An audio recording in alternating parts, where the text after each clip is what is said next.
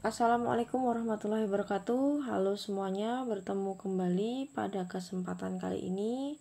Dan kali ini saya akan membahas soal latihan 1 siklus akuntansi penuh dari membuat jurnal sampai dengan penyusunan laporan keuangan. Tapi untuk video kali ini saya hanya akan fokus pada jurnal saja. Nah, nanti buku besar, kemudian penyesuaian sampai dengan menyusun laporan keuangan mungkin di video berikutnya. Baik, ini ada salah satu contoh latihan yang akan kita kerjakan. Ini ada sebuah usaha ya, sebuah usaha. Ini diminta untuk membuat jurnal di bulan Desember.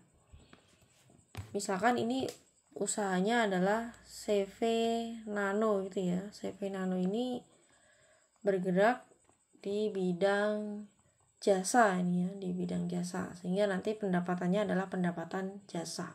Nah, sekarang kita lihat transaksi yang terjadi selama bulan Desember 2023. Baik, kita lihat yang pertama. Sebagai investasi awal usaha, Nano menginvestasikan beberapa aset berupa kas atau uang tunai sejumlah 62.800.000. Kemudian ada perlengkapan kantor 4 juta, piutang 9 juta, serta peralatan kantor 40 juta. Nah, bagaimana kita membuat jurnal untuk transaksi di tanggal 1 Desember ini?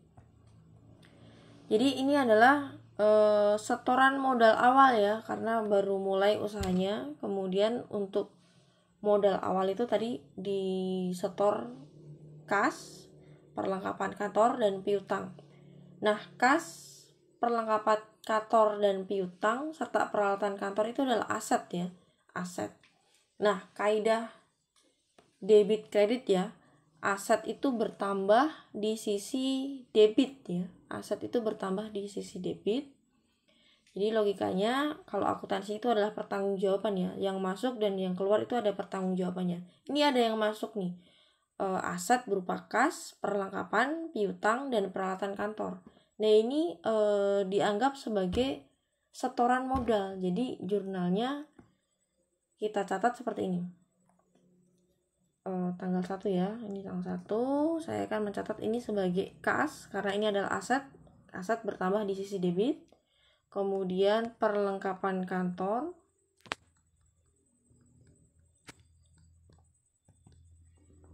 oke, kalau perusahaan itu sudah punya daftar akunnya, maka tinggal mengacu ke daftar akunnya yang cocok itu yang mana itu ya. Kemudian juga piutang usaha, ini ada piutang usaha. Kemudian peralatan kantor. Nah, ini semua yang disetor berupa aset. Aset itu bertambah di sisi debit ya, berkurang di sisi kredit.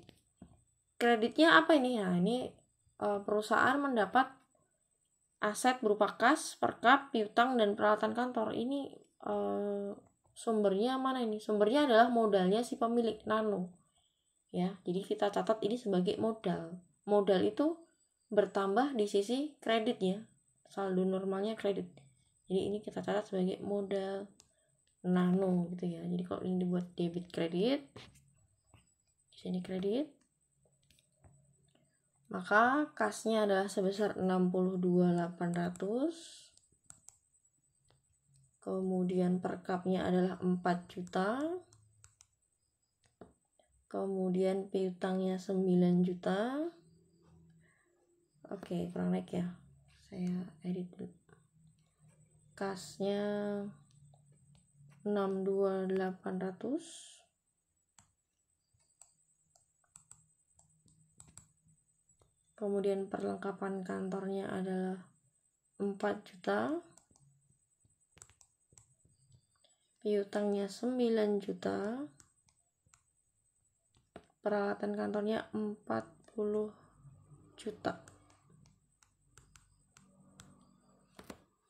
Oke, kalau di total kreditnya berarti berjumlah jumlah ini ya, total debitnya adalah, kalau ini jumlah, ini adalah 115.800.000. Oke, ini untuk transaksi yang pertama ya. Ini transaksi untuk mencatat setoran modalnya Nano di perusahaannya, CV Nano. Oke, berikutnya yang masih di tanggal 1, ini ada transaksi lagi. Ini membayar sewa ruko untuk 3 bulan ke depan sesuai kesepakatan dengan kontrak sebesar 36 juta. Untuk 3 bulan sebesar 36 juta. Nah, ini bisa kita catat sebagai aset. Kalau aset ini adalah biaya dibayar di muka gitu ya, biaya dibayar di muka. Jadi kalau sewa itu kan kita bayar di depan. Nah, rukonya itu bisa kita manfaatkan selama 3 bulan ke depan. Jadi ini sebenarnya bisa kita masukkan ke aset, sebagai aset berupa apa? Biaya dibayar di muka. Nah, ini ada akun yang biasa digunakan adalah sewa dibayar di muka. Sudah dibayar, berarti kreditnya adalah aset. Ini kita peroleh dengan mengeluarkan kas. Ini sama-sama aset ya. Sewa dibayar di muka itu aset, kas juga aset. Tapi sewa dibayar di mukanya asetnya bertambah karena bisa kita manfaatkan sampai 3 bulan ke depan. Jadi aset bertambah di sisi debit. Kemudian aset ini berupa sewa dibayar di muka kita peroleh dengan mengeluarkan kas. Kas itu aset juga, tapi kasnya berkurang karena digunakan untuk bayar sewa. Sehingga kas berkurang itu di sisi kredit ya. Jadi ini kita catat sebesar 36 juta.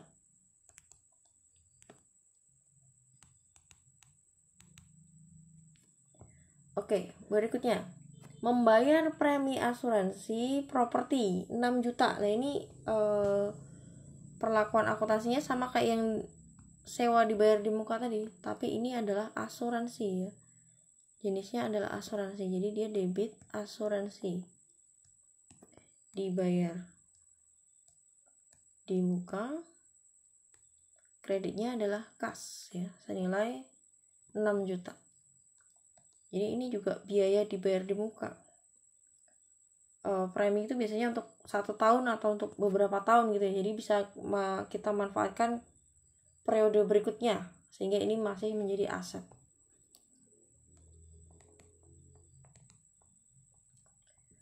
Kemudian berikutnya tanggal 5 ya. Oke, ini sudah. Berikutnya tanggal 5 menerima kas dari klien sebagai pembayaran di muka untuk jasa yang diberikan dan dicatat sebagai pendapatan diterima di muka. Jadi ada klien bayar uang ke kita, tapi pekerjaannya itu belum kita lakukan ya. Pekerjaannya belum kita lakukan. Sehingga secara akuntansi, kalau pekerjaannya itu belum kita lakukan atau kalau kita jual barangnya itu belum kita kirim, maka itu jatuhnya bukan pendapatan tapi utang. Nah, kalau di akuntansi ada akun istilahnya adalah pendapatan ini adalah pendapatan diterima di muka. Tapi ingat, ini bukan pendapatan tapi masih sebagai utang. Nah, nanti kalau pekerjaannya atau jasanya itu sudah kita lakukan, maka pendapatan diterima di mukanya tadi sudah bisa kita akui sebagai pendapatan. Maka di sini transaksi tanggal 5 jurnalnya itu adalah kita menerima kas, kita menerima pembayaran di muka. Kas itu adalah aset bertambah di sisi debit. Jadi jurnalnya debit kas. Tapi di sisi lain juga kita muncul utang untuk melakukan pekerjaan tadi ya. Jadi ini istilahnya di akuntansi ada pendapatan, akunnya pendapatan diterima di muka senilai berapa ini tadi ya, ini ya 30 juta.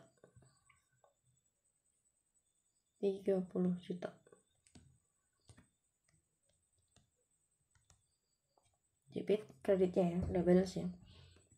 Oke, berikutnya tanggal 6 membeli tambahan peralatan kantor secara kredit.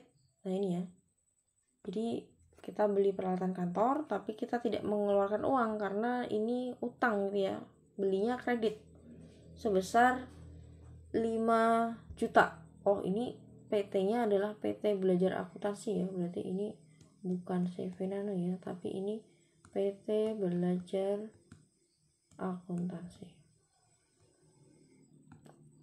Oke, kembali ke sini. Tanggal 6 berarti ya, tanggal 6 ya. Pembelian peralatan kantor secara kredit. Apa ini dampaknya ke keuangan adalah kita menerima peralatan kantor. Peralatan kantor itu adalah aset, jadi aset itu bertambah di sisi debit.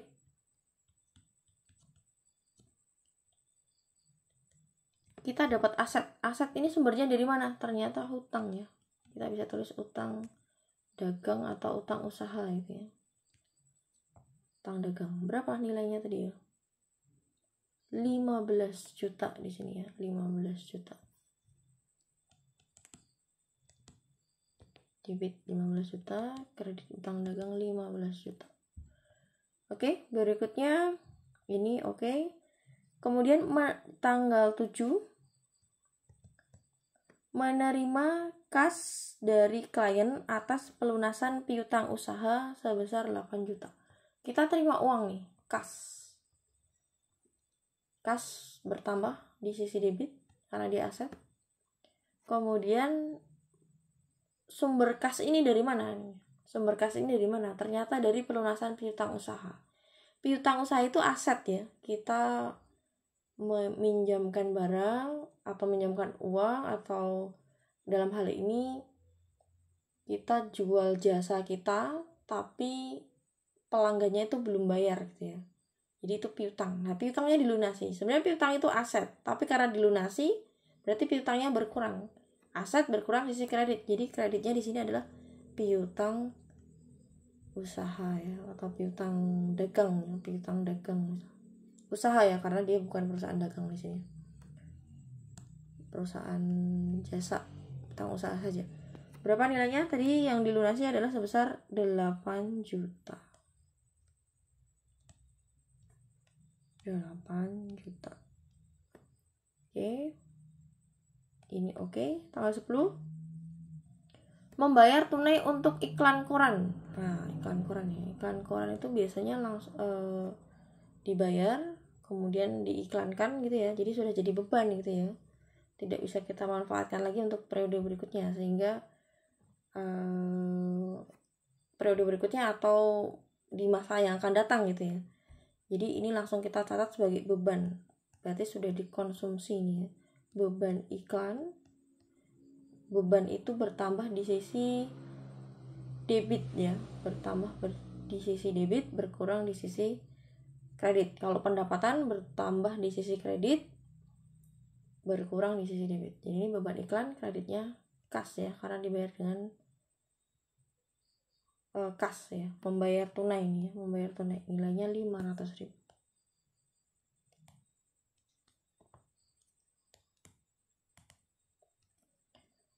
Oke.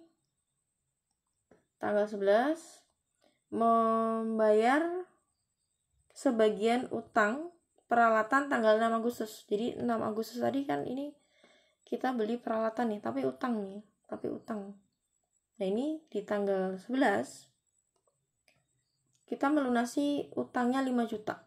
Nah, utang itu berkurang di sisi debit berarti ya. Utang itu di sisi debit. Berarti jurnalnya utang usaha, kreditnya kas. Sebesar berapa tadi yang dilunasi? 5 juta. Kita yang melunasi 5 juta. Oke, berikutnya ini oke, tanggal 12 mencatat secara kredit periode 1 sampai 12 Agustus.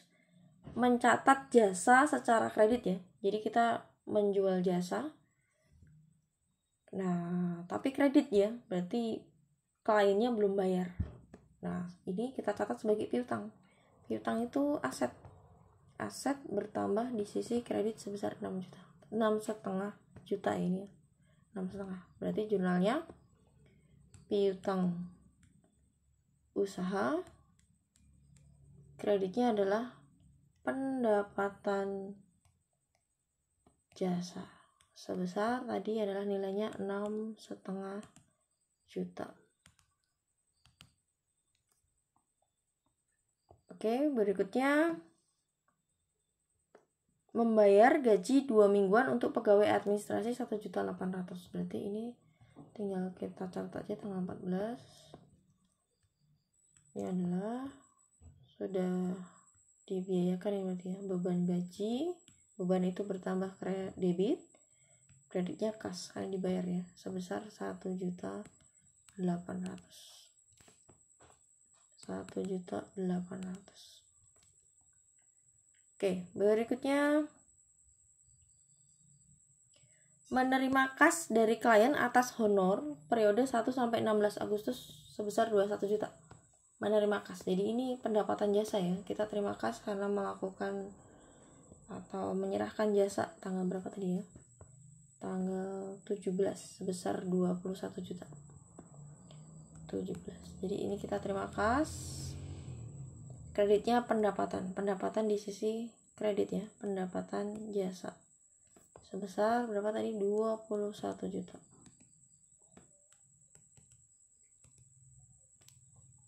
Oke ya. Berikutnya ini oke. Membayar tunai atas pembelian perlengkapan barang habis pakai. Oke ya, saya catat di sebelah sini. Membeli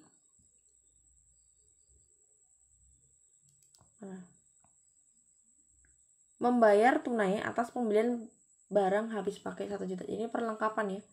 Kita catat biasanya persediaan perlengkapan atau perlengkapan gitu ya, tergantung akunnya, akun perusahaan. Tanggal 18 debit perlengkapan, kreditnya dibayar tunai kan ya, berarti kas sebesar 1 juta. Bahan habis pakai itu perlengkapan ya, 1 juta.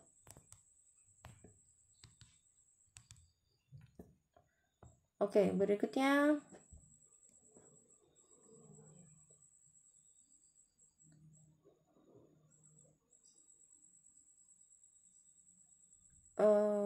ini sudah tadi. Mencatat pendapatan honor yang masih terutang. Mencatat pendapatan honor yang masih terutang. Berarti ada pendapatan, kita melakukan pekerjaan jasa tapi belum dibayar ya tanggal 20. Berarti jumlahnya pendapatan tapi belum dibayar, berarti kita punya piutang, muncul piutang ya, piutang. Berarti ini piutang usaha tapi sudah bisa kita akui sebagai pendapatan, hanya uangnya aja belum kita terima. Pendapatan jasa berapa di sini? 15 juta.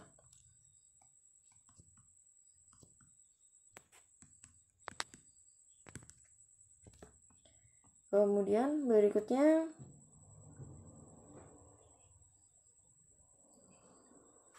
tanggal 24 menerima kas dari klien atas honor sebesar 14.800. Tanggal 24 ini kita terima kas atas honor, ya udah berarti pendapatan jasa 14 juta ya, 14 juta, 14.800, salah ini ya, 14.800. Kemudian berikutnya menerima kas dari klien atas pelunasan piutang. Pelunasan piutang ya, piutang itu aset, dilunasi berarti berkurang, berarti pindah ke sisi kredit. Debitnya apa? Kita terima kas 8.600 tanggal 26. Berarti jumlahnya adalah kita kas, kreditnya adalah piutang usaha sebesar 8.600.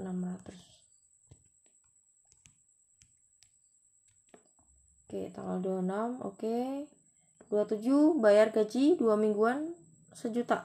Udah tinggal tadi sama kayak tadi, ini sudah bisa dibiayakan, berarti ke beban gaji.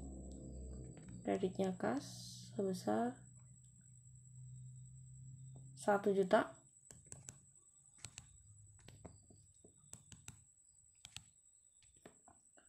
Kemudian membayar tagihan telepon tagihannya itu sudah dipakai ya, berarti sudah dibebankan ya. Tanggal 29 250.000. 29 beban telepon ya. Beban telepon pada kas sebesar 250.000.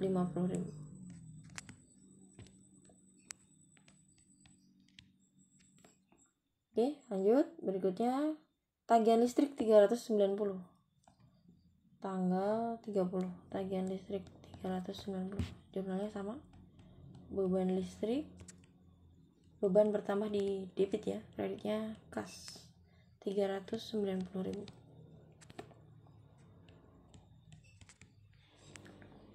Kemudian berikutnya ini oke. Menerima kas dari klien atas honor periode 25 sampai 31 Agustus. Menerima kas sih. Udah, terima kas kan. Berarti tanggal berapa? 31 ya. 3730. Tanggal 31 ini tinggal kita catat sebagai kas dan pendapatan jasa. 3.730. 3.730.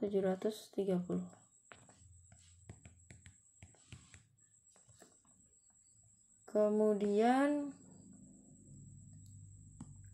mencatat pendapatan honor yang masih terutang untuk sisa bulan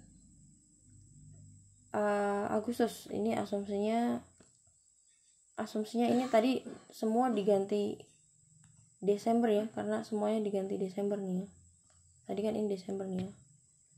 Oke, ini yang Agustus berarti ini diganti Des semua ya. Oke, ini Des, ini juga Des. Ini juga Des ya, Desember ya. Asumsinya Desember nih. Mencatat pendapatan honor yang masih terutang. Pendapatan honor yang masih terutang. Ya udah jadi piutang berarti ya, kliennya belum bayar. 5,5 juta. Tanggal 31, saya catat di sini tanggal 31. Piutang kreditnya pendapatan jasa.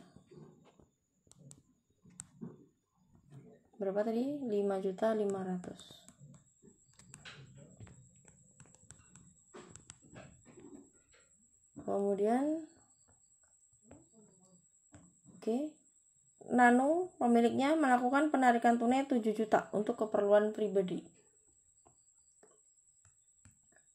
Privo itu lawannya modal. Kalau ada privo pengambilan pemilik berarti modalnya pemilik akan berkurang. Berarti ini lawannya modal. Kalau modal itu kan bertambah sisi kredit, berkurang debit. Nah ini privo ini berarti kayak modal yang di sisi debit berkurang gitu ya. Jadi debitnya privo, kreditnya kas karena ngambil pribadi tadi ya sebesar 7 juta.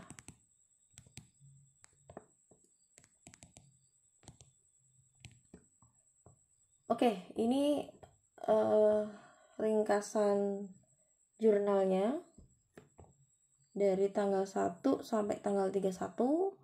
Mungkin yang masih banyak bingung adalah yang pembayaran sewa dan asuransi nih ya. Jadi ada 2 metode untuk mencatat sewa dan asuransi di sini ya. Sewa nih, saya contohkan satu ya, sewa misalkan untuk 1 tahun ke depan. Nah ini ada 2 cara untuk mencatatnya. Bisa kita catat sebagai sewa dibayar di muka kreditnya kas gini ya. Tapi cara lain, ini cara pertama.